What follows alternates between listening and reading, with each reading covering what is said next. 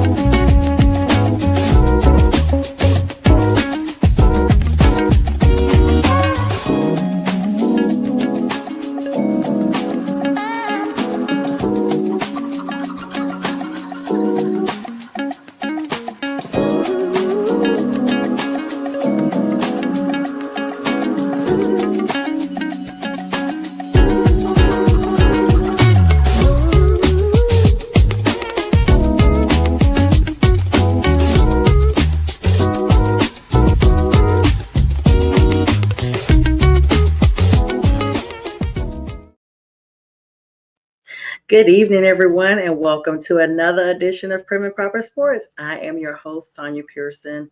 Happy Wednesday, everyone. I hope you are doing absolutely well.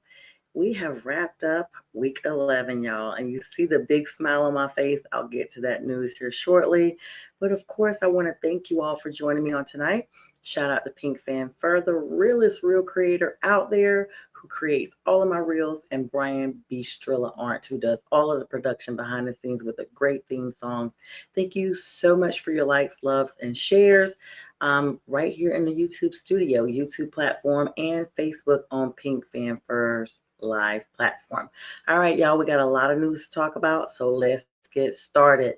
Now, we are trickling on into tomorrow night's week 13, just a few short weeks for teams left to solidify their playoff contentions. But let's back up just a little bit and talk about the recap from week number 11. Of course, that kicked us off with the New York Jets taking on the New England Patriots. And even though the Jets looked like they were going to hang in there for a little bit, they did not. Of course, that's that previous Thursday that kicked off our Thursday night football action from last week, and the Patriots dominated 27-14 over the Jets. All right, Sunday was my favorite day, guys. Just a lot of stuff. It was a beautiful day in Atlanta. Unfortunately, I did not get an opportunity to attend the normal meeting of the Panthers and the Falcons here in the city, but I'll get to that news because it's so great, so juicy. I want to make sure I break down all the stats before I get there, so I'm just going to make that towards the end. All right, more scores. Thank you so much, Buffalo Bill. Never thought I would say that to them. Looked like that game was close, and then it was not. Josh Allen went visceral on Baker Mayfield and company. Looks like he turned the oven off on him.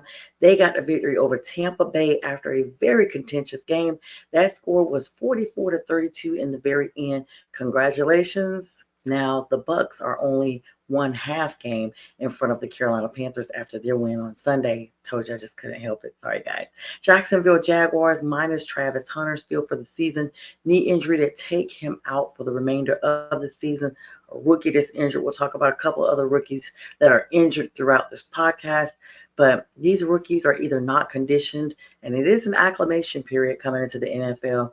So you just don't know if it's just not proper conditioning on the part of the player or the franchise. I'll get to that in just a bit. Of course, the Jacksonville Jaguars do get a win, though, against the San Diego Chargers, Los Angeles Chargers, 35-6. Kudos to them. Looks like they didn't miss a beat. Trevor Lawrence getting it done against another AFC rival. The Steelers bounce back from their two-game losing streak against their AFC contender. They get it done over the Cincinnati Bengals. Now, in that game, y'all, I do want to talk about an incident that I'll come back to a little bit later. It does involve Jamar Chase. There were several clips out there. You have to be kind of careful because sometimes it looks AI generated and you're like, did this guy really say this? Well, in terms, he really did say this, and his behavior on the field actually replicated the attitude that was behind the scenes when he was pressed with the press conference, little details about what's here, what's there. But anyway, I'll get to that in just a moment. Jacksonville got it done over the Chargers, and now we see the Steelers, another AFC team that got it done over the Bengals, 34-12. Aaron Rodgers has a wrist injury though during that game. I'll talk to you guys a little bit about that here shortly. The Chicago Bears, believe it or not, looked like they were struggling, y'all, against the New York Giants. The Giants almost won that game. I mean, they are now 3-9. They did not win, 2-9. They did not win that game. And the Packers, oh guys, they just do not look like the same Packers that we have seen going forward. So Packers got it done 27-20. Jordan Love still sharing some love, and once again struggling against a non-good team. You remember the Carolina Panthers, who no one believed in us, but with Bryce, they did. Came back and beat them, and everybody was shocked for it. They felt like that Green Bay game solidified us actually looking more, I don't know, playoff ready, competition, whatever you want to say, competitive, I guess. But then some people still don't really believe that. But we shall see. As a Panthers fan, I'm definitely going to say we are ready. All right, so that game went down to the wire, 27-20. Packers got it done with one touchdown. The Chicago Bears game, they actually were who I was speaking about. Caleb Williams barely got it done over J.J. McCarthy and company. This NFC North matchup, 19-17 was the final score. Heartbreaker for J.J. McCarthy, but Caleb Williams still some kind of way decides to make it work, does make it work, and they survive another L. Chicago easing on by in the NFC North 17 over the Minnesota Vikings. The Texans and the Titans. Titans look like they're getting a little bit of life here towards the latter part of the season. They barely fell to the Texans 16-13. Of course, Mr. Miller was at the helm as quarterback for the Texans, as C.J. Stroud, I believe, was still out for concussion protocol. But that game was a little closer than we thought, 13-16 in the AFC matchup. Dolphins and Commanders. Now, that game was international, kicked out Sunday morning, and go figure, just the tenacity of both of those teams. No one was really thrilled with either one of these teams. Jane Daniels is still out with Washington and will be out, looks like, for the duration of the season. And Terry McLaurin is out as well. Those are two heavy hitters in the breadth of that team. Already kind of expected Washington to lose against the Miami Dolphins. You never know which Tua you're going to get. Tua that blew out Buffalo a couple of weeks back, or Tua Tagovailoa that everyone knows is just unpredictable, indecisive, and you just never know which person you're going to get, which fan is in. Get it? As the Dolphins, which fan is in? All right, anyway, they go overtime. And in that overtime, I knew then that was going to be crucial for the Commanders. They, of course, brought back that L 16-13, and a heartbreaker field goal, of course, was the deciding factor on that game. Rams and Seahawks. Sam Darnold finally met his match. The Rams, Mr. Goff, looked like a figment of his imagination for a little bit. Looked like the Seahawks were not going to be able to come back in this one at all. They started trying to come back. They had a lead for a while. Then here comes the Rams, and it was all she wrote. It was Yawnsville. I'm gonna be honest. It looked like more of a defensive matchup, but in the end, Sam Darnold totes that L right on back to the locker room. 21-19. Seahawks fall to the Rams. A lot of divisional matchups. 49ers and Cardinals. NFC West matchup. Brock Purdy expected to be back on their next matchup next week. Monday Night Football, Carolina Panthers versus San Francisco 49ers. Christian McCaffrey. Brock Purdy is expected to be there and playing. Everybody's looking for that game because just it's all the former people meeting the newer people and familiar people, I should say. All right, but anyway, they got it done over the Arizona Cardinals, guys. I mean, the Cardinals are just not looking as if we thought they were going to look this year. Typical Cardinals, I guess, 41-22, almost double the score. the San Francisco gets through the Red Sea of the Cardinals, I should say. 22 points is what they ended up having. The Baltimore Ravens, believe it or not, looked like they were struggling against the Browns. They only won by a touchdown. Lamar Jackson, Derrick Henry, Derrick had over 100 and some yards, still struggled, and Shedeur Sanders got his debut. We'll talk about that here in just a moment with that game. But the Ravens continue to soar on, and they get it done over their AFC matchup with the Browns. The Denver Broncos and the Kansas City Chiefs, that game was Jonesville, but Sean Payton, in his true style, gets it done over the Kansas City Chiefs. Y'all, believe it or not, Kansas City is 5-4. This is not the same Kansas City Chiefs that we saw 2 seasons ago. I really do believe that Travis Kelce will retire at the end of this season. I think he is going to focus on home life. You guys know he's engaged to Taylor Swift, and I just think this is it. He really is super close with his brother Jason, who retired a couple of seasons ago. Jason, of course, is doing commentary here and there on different games. And I just really believe that, they have their podcast. I think that's what he's just going to focus on going forward. And he just doesn't look like his heart is in the game. When he does make the crucial catches, he's just not as fast as he was. And I get that. Over time, our bodies slow down anyway, but he just does not look like he is anywhere near the Travis that is trying to be present for the Kansas City Chiefs. And don't get me started on Chris Jones or Patrick Mahomes. Like, it's just a different Chiefs team all around. And the score reflects that, with them struggling against the Broncos, who are at the top of the AFC West. 22-19 Chiefs fall. Eagles and Lions game, believe it or not, the Lions were declawed, you guys.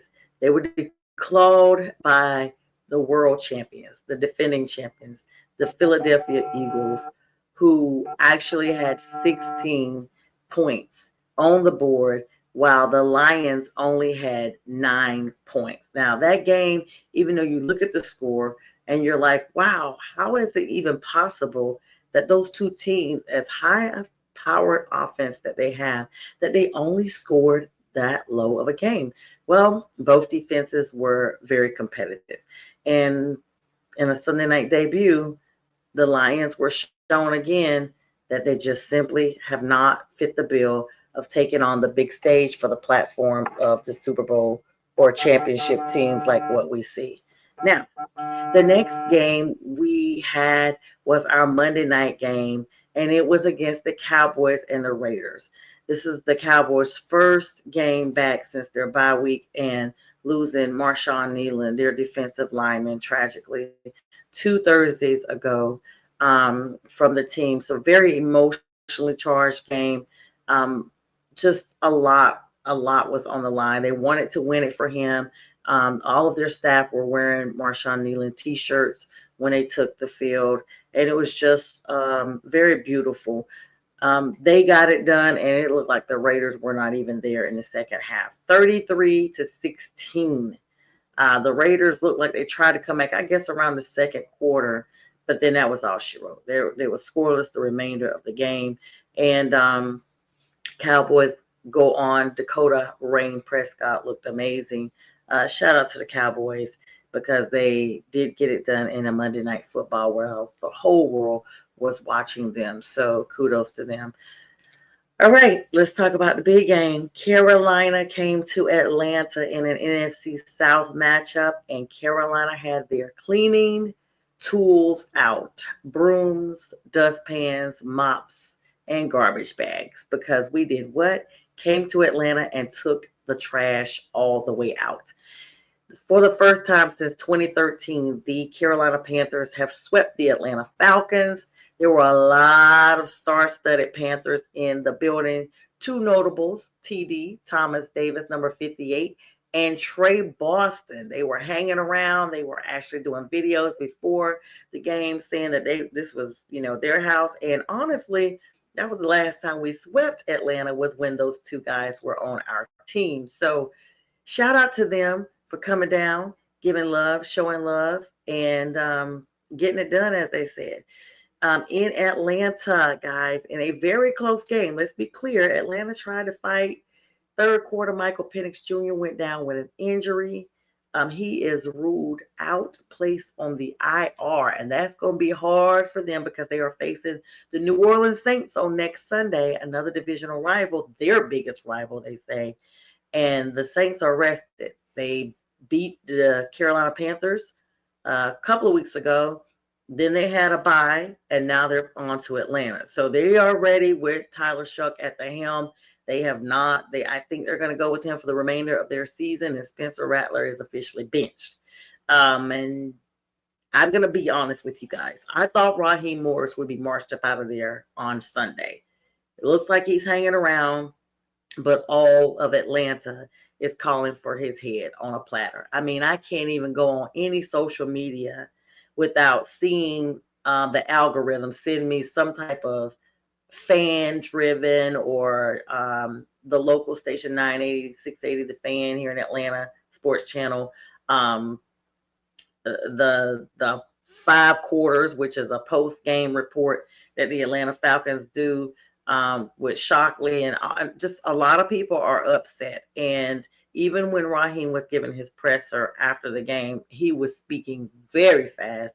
I felt as if he was looking over his shoulder because he was afraid that at any moment, because y'all know how Arthur Blank does, like that's what he did there in Quinn. He literally came down on the field, and all the commentators were talking about it. It was during a Panthers game, like we are the coach killers, I guess. And yeah, Raheem is not it. Everyone is calling for him to be fired. Bad coaching decisions internationally last week against the Indianapolis Colts, and then a couple of play calls that were questionable during the Panthers game. And me as a fan, I don't care because I wanted the Panthers to win. But there was one call in particular that a lot of people have been talking about. There was a touchdown that was supposedly on the line. It didn't look like it was on the line to me, but I digress. We just went back and got it anyway. But we were robbed of that. I'm just going to put it out there. Falcons are now 3-7. This is their 5th consecutive loss after falling. They had a 21-7 lead. Like, seriously, y'all, they did. They had a 21-7 lead. That's almost like 28-3, y'all. This is literally, I didn't even think about that until now. This is literally like how they were in the Super Bowl. They had a 28-3 lead over the New England Patriots in the Super Bowl. So they had a 21-7 lead over us. And then we had a record-setting performance, we being the Panthers. Bryce Young. Bryce freaking Young. Poised, calm.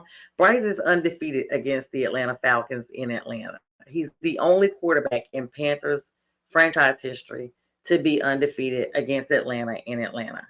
And I have to give him props for that, because as much as I love Cam Newton, every time we came to Atlanta, I always said this. I felt like Cam looked like he was torn because he's from Atlanta as to whether or not he was going to really play for us or what. Like, I'm serious. And so that's just how I felt. I don't feel that way with Bryce at all. And we got the dub. Okay, so the Falcons quarterback, I told you guys, Michael Penix Jr., went down, left the game in the third quarter, knee injury, and was replaced by Kirk Cousins. So we knew then, like, it's a wrap. Kirk looked okay the first couple of throws, but, he throws to the opponent. So Falcons were able to tie the game, even with Kirk in there, with a 45-yard field goal from Zane Gonzalez. They've been going through their kickers this year. And with 16 seconds left in regulation to force overtime. So we had gotten the lead. The Panthers had gotten the lead like 24-19. And they some kind of way got up there and did what they did and, tied it up. But in overtime, it was our time. Now, this is the second time I know for a fact that that's happened, because I was in another game when the Panthers went overtime with them, and that's when we basically take over. In overtime, of course, they got the first possession. They did not score. Then it's, the sudden death thing. It's like once the first team has their opportunity to score and they don't score, then the next score basically wins, and anybody can score. So once the second team gets the ball and they don't score, then it would have been anybody. But at that point, it was more like, okay, no, now the first team that received it had it. The second team now has it, and any score wins. Sudden death at that point. They be changing the rules all the time. Panthers are now 6-5. I'm so proud of my guys. Ryan Fitzgerald, amazing kicker, secured the win with a 29-yard field goal. Tommy Tremble got us within field goal range, way in there. Shout out to T-Mac, Jalen Coker, Xavier Leggett. Like I'm still perplexed on him because he's questionable now going into next week's game. But because I had just pushed Xavier onto my bench for my fantasy because every time he don't, and then he, got all these points. So number 17, the Bryce Young broke a franchise record, surpassed Cam Newton 488 yards. 448 yards, 3 touchdowns in that game for passing, pushing the meter for everybody was Rico Dowdle. Let me not forget about Mr. Rico. Now they tried to isolate him a little bit, but he was still getting it done. 19 carries, 45 yards. T-Mac, like I told you guys, 8 receptions, 130 yards, 2 touchdowns, and of course Xavier Leggett, 4 receptions, 33 yards, 1 touchdown. And our defense, Roseboom getting it done, and Trayvon Mooring, 11 total tackles for Trayvon, getting it done over it. Now, on the other side of the coin, Michael Penix Jr., who left in the third quarter, 13 out of 16 passes, 175 yards, just no comparison. That lets you know he played all the way to the third quarter. So he only really missed 1 quarter and part of another. And Bryce had literally almost tripled the yards that Michael Penix had gotten. Kirk Cousins, 6 out of 14, 48 yards. That lets you know how late Kirk came into the game. Only 14 passes. That wasn't a lot. Defense was all over the Falcons. So what's up to the Panthers? Shout out to the defense as well. Bijan Robinson, who you really got to roll with. Bijan tried to carry the Falcons on his back. I love Bijan. 23 carries, 104 yards, 2 touchdowns by himself. Drake London, who was coming back in from being sick. They said he was sick from the trip once he came back from Ireland. He was not well. He came into the game. Now he is ruled out for their next matchup against the New Orleans Saints as well. 7 receptions, 119 yards.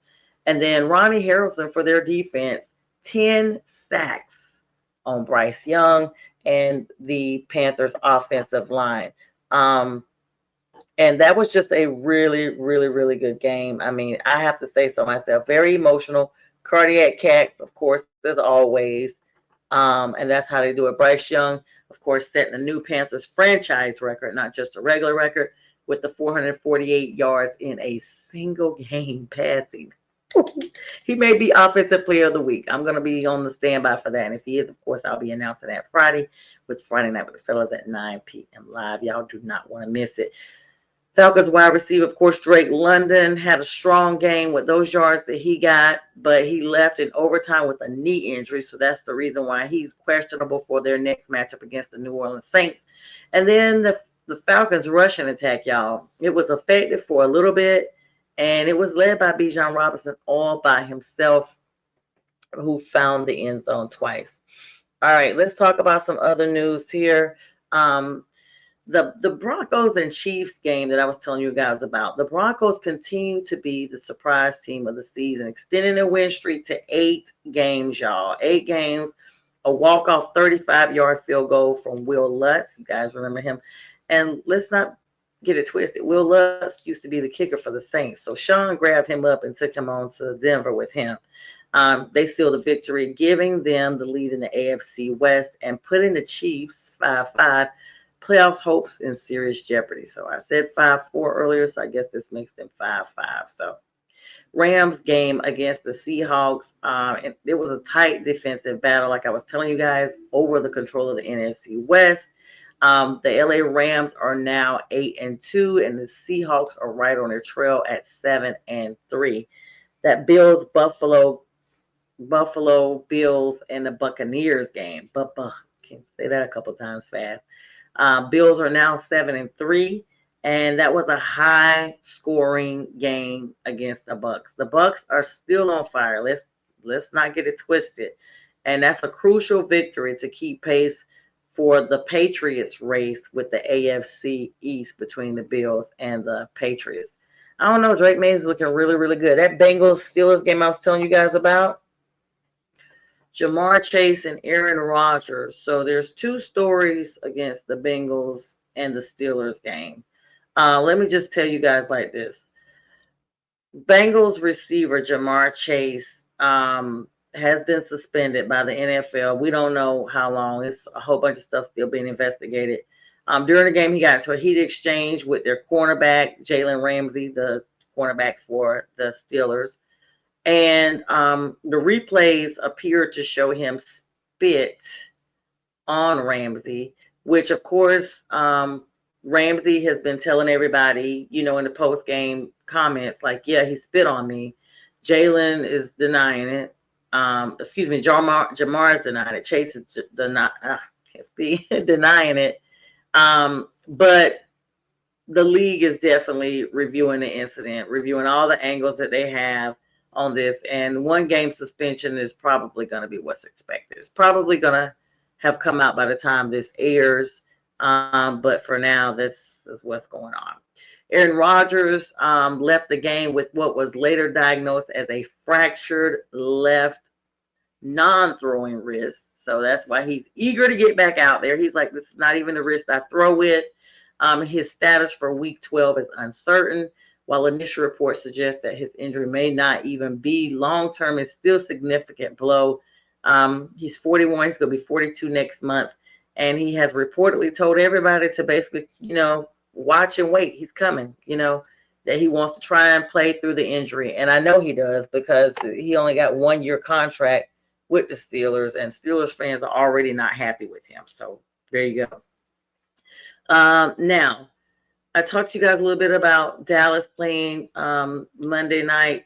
Of course, the organization held multiple tributes. Players wore the shirts honoring Nealon, and of course, they were wearing the number 94, his number, their decal on their helmets for the remainder of the season. The Cowboys were 4-5-1, but they were very dominant, very emotional, very dominant, and they defeated the Raiders. I told you guys at the onset of the show, 33-16. And of course, Nealon, unfortunately, unalived himself at the age of 24 a couple of weeks ago. All right, so Shedeur Sanders had a debut, guys, for the first time, and there's so many controversies around it. This is a guy who has not, they won't even mention his name. He's never gotten reps or anything to even prepare him for playing in the NFL. Push behind Dylan Gabriel. They go pick up other people. They move him around. No one ever even gets to him. Now he's finally like second behind Dylan Gabriel, who's been put first. And he has to come in because Dylan Gabriel goes out concussed. So Shedeur comes out. He did have an opening debut in the preseason. Let me put that out there. From August, he was out there against the Panthers, go figure. And he actually looked impressive. I remember a lot of people saying that that game was highly watched because he got his debut against the Panthers. But anyway, he had 14 of 23 passes during that game in the preseason and 138 yards and 2 touchdowns. But that was against our B squad.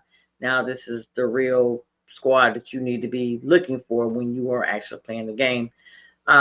He looked defeated after the game. I mean, of course, they lost the game, but he didn't even get off the bench. It was videos going around of him just sitting there. And you do start to feel bad at some point, like, okay, this is still somebody's kid, young man, kid. He's new to the NFL, and it just doesn't seem like there's anyone there to love and embrace him. Allow me to put this plug in. Michael Penix Jr., there was a video going around this week from Channel 2 Action News here in Atlanta where they asked him, who does he go to for guidance on the sidelines? Does he talk to any of the former quarterbacks of the Falcons, Matt Ryan, what have you? And he literally said he has zero support from the sideline. No one in the locker room. He said he goes home, he talks to his fiance gives him hugs no matter what, win or loss. And other than that, if he needs structure or criticism, constructive criticism, he looks to get phone calls from people he grew up with back home. And my thought was, if that's how you guys are doing it in Atlanta, no wonder you're losing. There's no cohesiveness in that locker room. There's no cohesiveness, and there's definitely no brotherhood. You guys remember a few years ago they were winning a few games, and they had this little hashtag for the brotherhood. What happened to the brotherhood, Atlanta? It's okay. I mean, I know what it's like to lose a bunch of games, but what happened to the brotherhood? If you don't have the brotherhood, that's why you're not winning at all. There's no cohesiveness in the locker room, so there will be no cohesiveness on the field. But I just wanted to plug that in there. As I get ready to wrap up here, Antonio Brown, I told you guys, former football player extraordinaire, he is in custody from Dubai, and he was extradited and all of that. And ESPN reported today, y'all, he's already been booked in Miami for second-degree unaliving by his hands, attempted unaliving charge stemming from an incident back in May. And he was released after posting a $25,000 bond. So that's good, I guess, that they, gave him that low of a bond considering those charges. But ESPN has reported that he is facing 30 years if convicted. And I believe that. I actually looked it up on a show a couple of weeks ago, maybe a month ago, with the guys from Friday Night with the Fellas. We talked through that extensively about what Florida law is on certain charges. And it does make me feel a little better, though, that the bond was so low, because usually you have a higher bond if they're more certain. Brown, of course, comes very reputable, so it's not like people don't know who he is. He did, basically surrender himself, but they did have to go over to Dubai and pick him up. Let's be clear. He's now on house arrest and has a GPS ankle monitor. And so, yeah, that's pretty much what we have with him. Let me make sure I don't have anything else right now for you guys, but you can make sure that you join me on Friday night. Of course, we got the Thursday night game coming up here tomorrow, and I know everybody's going to be watching that on Prime. And with that, that's all I have tonight. I'll see you guys on Friday night, 9 p.m. with Friday with the Fellas. Thank you so much for watching, and y'all have a good one.